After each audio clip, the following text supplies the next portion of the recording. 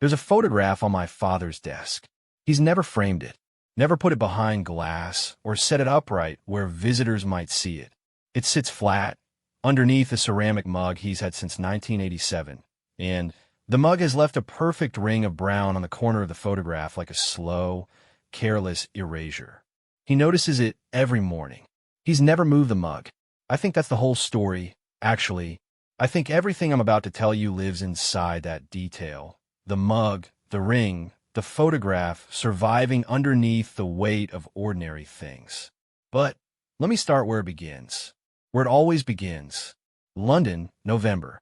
Not the romantic November of films, not amber fog and lamplit bridges and strangers kissing under umbrellas. November in London is gray in a way that feels personal, like the sky has decided to be specifically, deliberately gray at you. The cold doesn't bite. It seeps. It finds the gap between your collar and your neck, and it just sits there, patient as old debt. I come on a Tuesday. Tuesdays feel honest to me. No one plans anything important for a Tuesday, which means whatever happens feels accidental, which means it feels true. My name is Daniel. I'm 34 years old. I'm a secondary school history teacher from a small town in Lincolnshire, and I'd taken 4 days off work because I've been carrying something heavy for about 6 months, and I didn't have a better word for it than tired. Not sleep tired, the other kind, the kind that sits behind your eyes. I told the school I needed a short break for personal reasons. My department head, a kind woman named Carol who keeps a tin of shortbread on her desk as an act of daily diplomacy, had nodded and said take all the time you need and hadn't asked any questions. I appreciated her for that more than I've ever told her. I took the train from Grantham, watched the fields go flat then, gray then, suburban, and somewhere around Peterborough, I pressed my forehead against the cold glass of the window and felt something loosen slightly in my chest. Not better, just looser. London swallowed me at King's Cross. I didn't have a plan, which was the point. I walked. I've been to London dozens of times in my life. School trips, a few years at university, a short relationship that ended badly near Borough Market, and I knew the city well enough to navigate by feel. I walked west and south, past Russell Square, and along the edge of Hyde Park, until I found myself on Birdcage Walk, which is one of those London streets that sounds made up but isn't. And then there it was. Buckingham Palace. Here's the thing about Buckingham Palace that they don't quite prepare you for. It doesn't look like a home. It doesn't even look particularly like a palace. If you're expecting the fairy tale version, the Disney silhouette, the spiraling towers. It looks mostly like authority, like a building that was designed to make you feel the precise calibration of your own smallness. The gates were iron, black, and gold.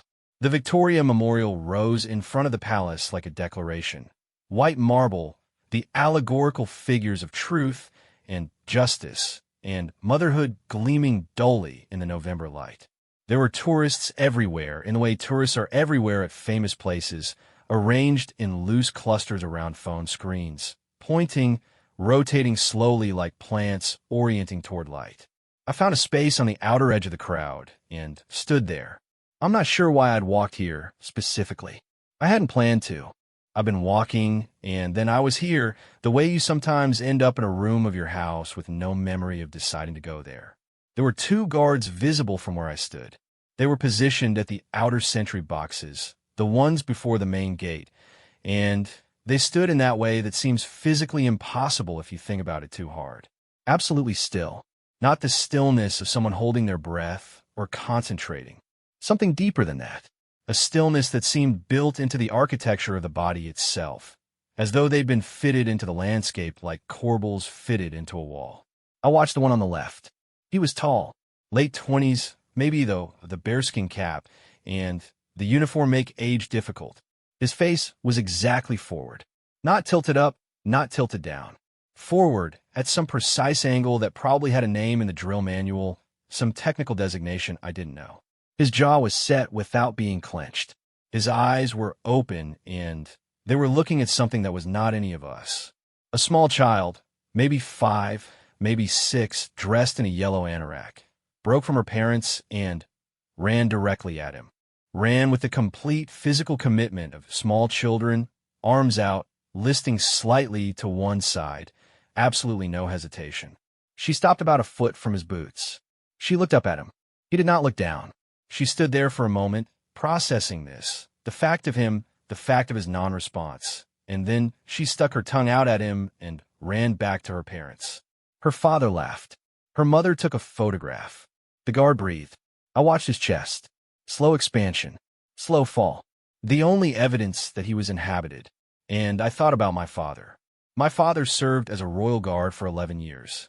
He doesn't talk about it the way veterans talk about things in films. No dramatic pauses, no staring into middle distances, no particular gravity attached to his mentions of it. He talks about it the way someone talks about a previous job they valued, but left for good reasons. Practical, slightly fond, mostly past tense. He joined at 22, after a stint in the Army that he says taught him the difference between noise and sound. I've never fully understood what he means by that. He says the Army is full of noise, orders, machinery, the general volume of collective purpose, and the Guard taught him sound. The specific, the particular, the footstep that's slightly off, the breath that catches. He left at 33. I was born in the middle, born when he was 28, during a period he describes as the hardest stretch, when the ceremonial began to feel like something he was wearing rather than something he was doing. He'd stand in front of the palace with 10,000 tourists cycling past him every day, and none of them, not one, saw him. They saw the hat. They saw the red coat. They saw the sentry box, the rifle, the polished boots. They saw the position. He told me this once, not bitterly. He told me this the way you describe a feature of geography, just the shape of the land. After a while, he said, you wonder if the palace remembers your face or only your position. I was 15 when he said it. I hadn't understood it. I filed it somewhere, the way you file things your parents say, when you're 15, in the drawer labeled probably important eventually. And then I'd gone back to whatever I was doing. Standing in front of the palace on a Tuesday in November, I understood it. The crowd shifted. A group of Italian school students arrived, maybe 40 of them, herded by 3 exhausted teachers with lanyards, and the noise level rose significantly. They fanned out along the perimeter, many of them on their phones, several of them posing. One boy, maybe 14, wearing a football jersey that seemed deeply wrong for November, walked as close as he was permitted to the guardsman and stood beside him, posing as though they were colleagues. His friend took the photograph. The boy grinned. The guardsman's face didn't move, but his eyes, and this is the thing I noticed, the thing I keep coming back to, his eyes moved. The smallest possible horizontal shift. He tracked the boy in his peripheral vision. He assessed, and when he determined the boy was no threat, the eyes returned to their previous horizon. The boy didn't notice. No one noticed except me, and only because I've been watching long enough. It was such a human thing, such a specific, small, human thing in the middle of all that practiced absence. I found a bench on the edge of the mall and sat down. I pulled out the photograph I brought with me. I'd taken it from my father's desk the night before I'd left, carefully replacing the mug exactly where it had been, and I'd carried it in my coat pocket. It's a small thing to have done without asking permission. I'd felt guilty about it on the train and stopped feeling guilty somewhere after Peterborough. In the photograph, my father is 25 years old. He's in full ceremonial uniform, bearskin, red coat, the whole thing, and he's standing at a sentry box that I'm fairly sure is one of the ones I'm looking at right now. His face is correct. That's the only word, correct, positioned exactly as it should be, no deviation, no evidence of the person behind the regulation. He looks like a placeholder. He looks like a symbol occupying a man's body. And in the bottom right corner, barely visible, there's his left hand, the one not holding the rifle, and the pinky finger is extended slightly from the grip. Barely. A millimeter. Maybe less. My father has a habit. When he's anxious, his left pinky extends. It's a tic he's had his whole life. He's mostly tamed it, but when he's tired or overwhelmed or somewhere inside his own head in a way that leaks out, the pinky goes. I've seen it twice in my adult life, once when my mother was in surgery, once when my grandmother died. The pinky went then, and he didn't know it did. In the photograph, the pinky is out. He was somewhere inside his own head. He was standing in front of the palace, and he was not there, and the pinky went, and nobody saw it. Nobody saw it for 30 years until I looked. I sat with that for a while. The Italian students migrated past me, loud and luminous. A pigeon landed near my foot and looked at me with the specific contempt of London pigeons. Somewhere behind me, a busker was playing something on a violin that I recognized, but couldn't name. Something minor key, something that sounded like it was searching for a resolution it wasn't going to find. The guard I'd been watching completed a slow, deliberate turn. Left, right, back to forward. Boots coming down exactly. The sound of it carried even through the crowd noise. A precise, clean crack of heel on stone. He faced front again, and I thought, 11 years of this. 11 years of standing exactly right, looking exactly forward, being exactly present in body and exactly absent in self. 11 years of tourists posing beside you, around you, in front of you. 11 years of children staring up at your face with the unguarded curiosity of people who haven't learned yet not to stare. 11 years of the palace at your back, that great, cold, symmetrical weight of institution, not knowing your name. After a while, you wonder if the palace remembers your face or only your position. The violin behind me found something close to resolution and let it go. I folded the photograph and put it back in my pocket. I was going to sit here a little longer. I was going to watch the man in the red coat do the specific, uncelebrated work of being invisible at the center of everything. And then I was going to do something I should have done a long time ago. I was going to call my father. Not about anything. Not with news or questions or the particular kind of reaching out that comes loaded with what it's actually about. Just a call. Just to let him hear me picking up the phone on a Tuesday for no reason, which is its own kind of language, which is its own kind of I see you. The pinky was out. He'd been there the whole time. I just hadn't known where to look. The first thing I need to tell you is that I almost didn't go back. I'd been to the palace the day before, stood there long enough to feel something shift in my chest, long enough to get cold, long enough to remember something I'd been avoiding remembering. And when I woke up Wednesday morning in my small hotel near Victoria Station, the gray outside the window was the same gray as the day before, and the bed was the particular kind of unfamiliar comfortable that makes movement feel like a moral argument you're not ready to have. I lay there for 20 minutes. My phone was on the nightstand. I'd called my father the night before, from the bench on the mall, just as I'd promised myself. He'd answered on the third ring, which is how he always answers, never too eager, never letting it go to voicemail. There'd been a pause after I said hello, and then he'd said Danny in the particular way he says my name when he's surprised, and try not to show it. We talked for 47 minutes. I know because I checked afterward, the way you sometimes check when you want to hold on to the exact size of something. We didn't talk about the palace. We didn't talk about the photograph, which was still in my pocket, or about the pinky finger, or about 11 years of standing exactly correct while the world moved past in an uninterrupted stream of people who didn't see him. We talked about his garden. He's growing parsnips this year, which is apparently ambitious for the soil type in Lincolnshire. We talked about a documentary he'd watched about the migratory patterns of Arctic terns.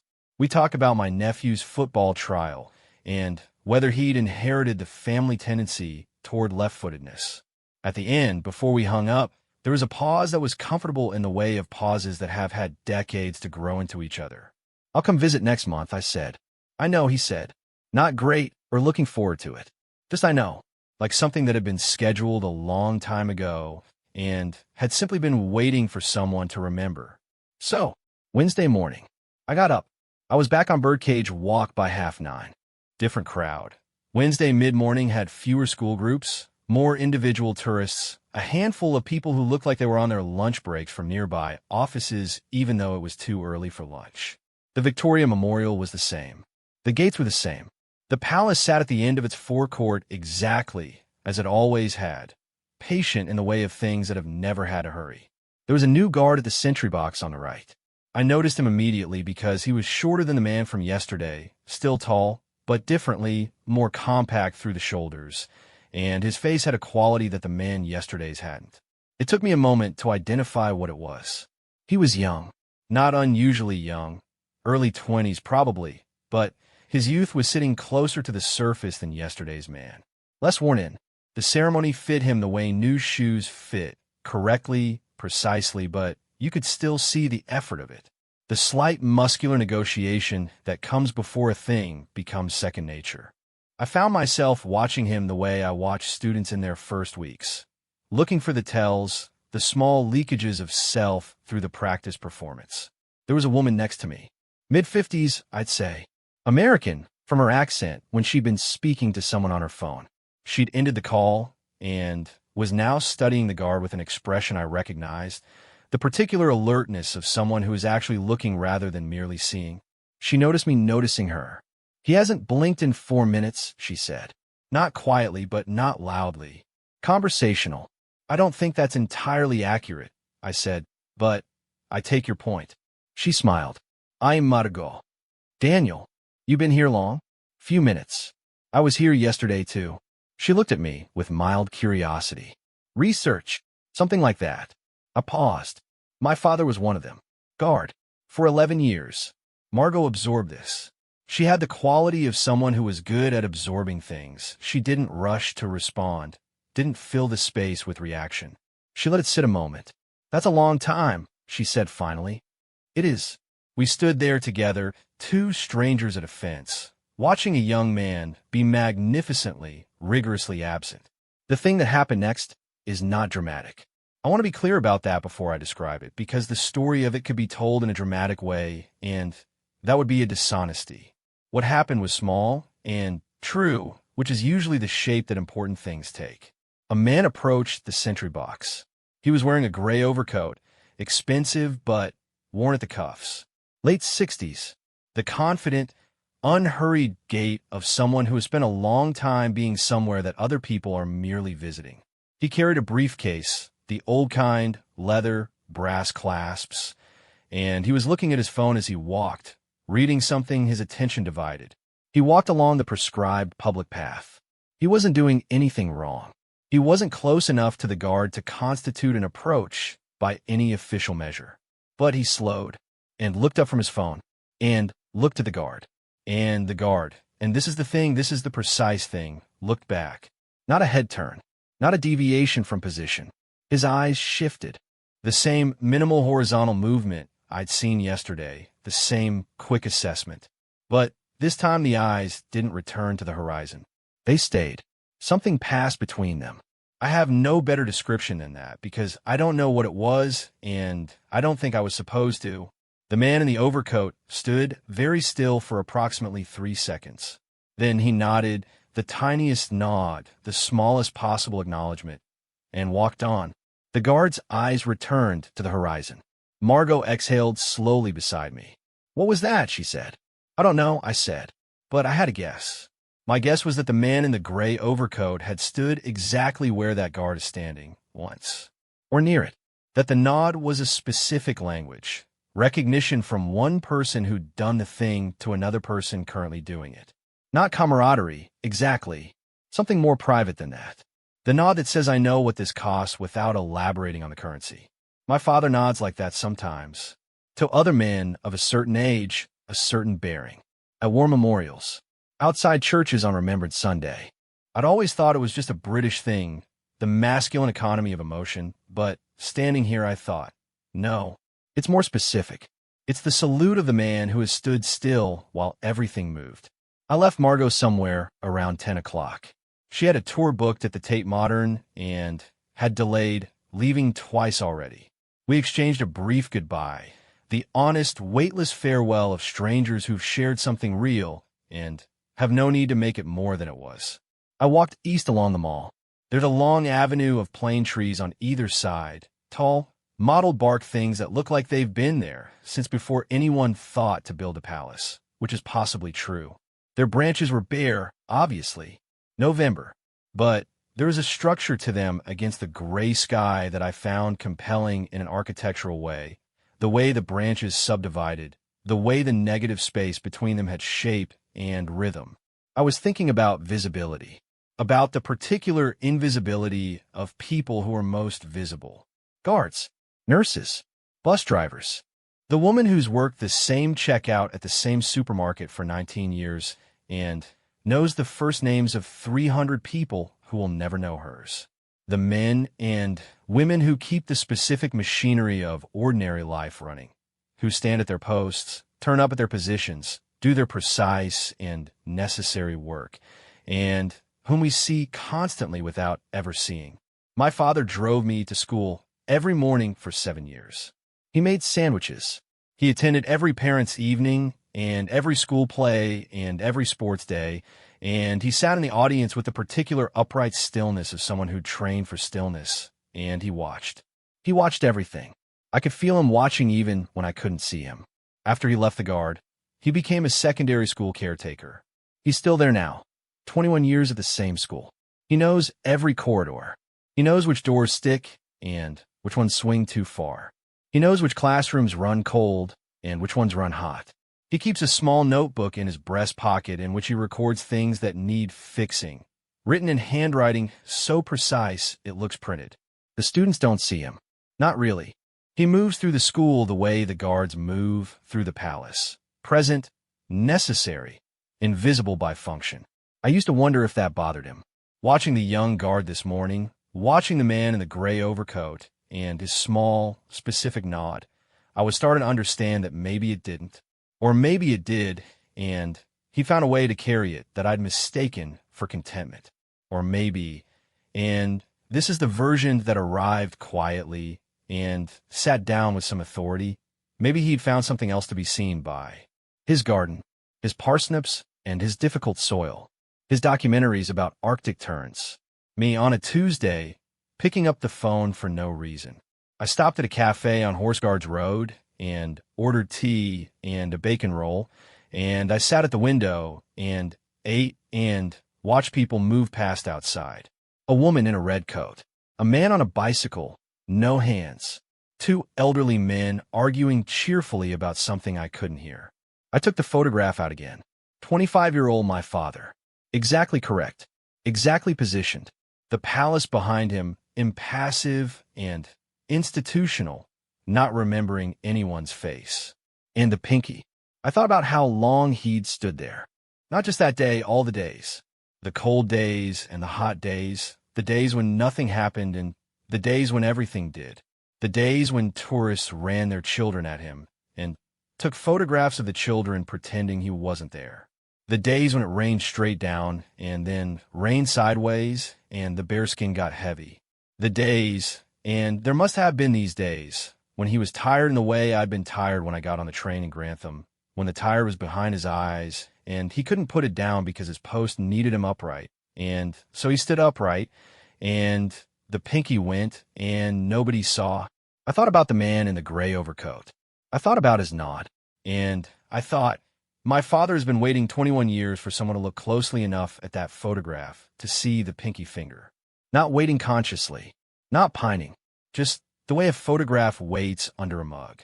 Patient, present, holding its exact truth in the dark, not requiring discovery, but available for it. I finished the bacon roll. The tea was good, strong, not too hot, the way tea should be. I sat for another few minutes, not doing anything, just being in the specific quiet of a cafe in November in London, with people moving past outside, and the photograph in my hand, and a feeling in my chest that was not exactly happiness, but was in the same neighborhood. Then I put the photograph back in my pocket. I left the cafe and walked back toward Victoria. I had one more day in London. I didn't know yet what I'd do with it, but I thought I might go back to the palace one more time. Not to watch, not to research, just to stand in front of a building that doesn't remember faces and understand, finally, that that was never the point. The point was never the building. The point was the man standing in front of it. The point was always him. Thursday. Last day. Check out at 11. Train at 2:15 from King's Cross, back to Grantham, and then the drive to the town that holds my ordinary life. The school, the lessons, the students who think history is the thing you memorize rather than the thing you survive. I woke early. 5:45, which is early even by my standards, even by the standard of someone who gets up every weekday to be at school by 7:30. The gray was gone. What had replaced it was a strange, thin light, Not exactly sunshine, not exactly cloud. The light of sky that hadn't decided yet. I dressed, went downstairs, ate the hotel breakfast alone in a dining room with 4 other early risers who were all staring at their phones, and then I walked outside and went directly to the palace. Not through the park. I didn't take the scenic route. I walked down Buckingham Palace Road with purpose, with the stride of someone who knew where they were going and had things to do there, which was mostly an act, but a useful one. The palace at 6:30 in the morning is a different thing than the palace at 9:30 on a Wednesday or mid-afternoon on a Tuesday. The tourists haven't arrived yet, or the ones that have are solitary, deliberate, people who came specifically for the quiet. The forecourt is lit with the low working light of early morning. The stone looks less white, more yellow-gray, more real. There was one guard visible, the far left post. I walked to a position where I could see him clearly, and I stood there. He was, I can't tell you exactly. The bearskin made height estimation approximate. His posture was perfect, which they all were, but there was something in the set of him that read as experienced. The way a certain stillness settles differently in a body that has been doing it for years versus a body that is learning. You can see this in athletes, in musicians, in teachers who've been doing it long enough for the doing to become unconscious. The thing becomes less performed and more inhabited. He'd been standing there since before the light changed. I thought about what that meant. To arrive in darkness and stand until the city arrived around you. To be present for the moment when London wakes up, when the first buses run and the first pigeons arrange themselves and the thin, undecided light turns into something like day. To witness all of that without being permitted to react to any of it. To hold the post. I'd taken a photograph out on the walk over, turning in my hands as I walked. The corner where my father's mug had lived for 30 years was soft now, slightly translucent. I've been careful with it, but transit is transit. A coat pocket is not a frame. I looked at it in the morning light. He was 25. I'm 34. I'm older now than he was in this photograph by almost a decade. I've been older than my father looks in this photograph for 9 years, and I have never quite absorbed that. The way you see a parent's old photograph and understand intellectually that they were young once, that they had it before, but the understanding stays in your head and doesn't make it down to the gut where it matters. Looking at it now, in front of the palace that was the palace in the background of the image, something about the understanding descended. He was 25 and he was frightened of something, and the pinky went, and he stood there perfectly regardless, and the tourist photographed the position, and nobody saw the person inside it. And then he came home, and he made sandwiches, and he drove me to school, and he watched every sports day with that upright stillness, and the years went, and then there's a mug on top of the photograph, and the mug left a ring, and he noticed every morning and moved nothing. I pressed the photograph flat against my palm. I looked at the guard. He did not look at me. At 7:15, a thing happened. A woman arrived. She was maybe 60, trim, gray-haired, walking with a specific efficiency that suggested someone with places to be who had decided to take 5 minutes for something personal. She carried a small canvas bag over one shoulder. She was dressed for an office rather than a tourist site. Dark coat, sensible shoes, lanyard tucked inside her coat in a way that suggested it was there, but not for display.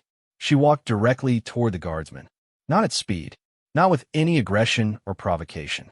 Simply directly, purposefully, the way you walk toward someone you're going to speak to. She stopped just outside the perimeter, not close enough to be a protocol concern, exactly at the edge of the acceptable.